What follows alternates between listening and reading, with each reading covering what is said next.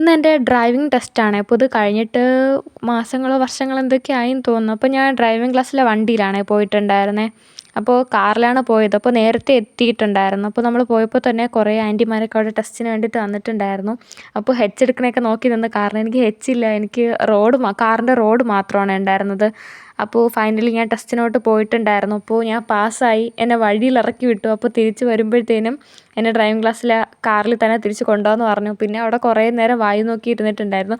ഞാൻ ഇതുവരെ പോയിട്ടില്ലാത്ത സ്ഥലത്താണ് ഞാൻ ഇറങ്ങിയിട്ടുണ്ടായിരുന്നത്. പിന്നെ അവിടെയൊക്കെ കണ്ടുകൊണ്ടൊക്കെ ഇരുന്നു. പിന്നെ തിരിച്ച് വന്നപ്പോൾ അവരെന്നെയും കൂട്ടി വന്നിട്ടുണ്ടായിരുന്നേ.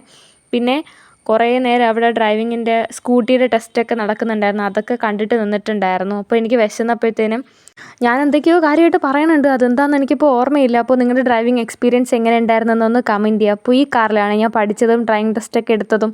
പിന്നെ അവിടെ അടുത്തൊരു കടയുണ്ടായിരുന്നു. അവിടെ പോയി ബിങ്കോ വാങ്ങാമെന്ന് വിചാരിച്ചു. പിന്നെ അവിടെ പോയി ബിങ്കോ ഒക്കെ വാങ്ങിയിട്ടുണ്ടായിരുന്നേ.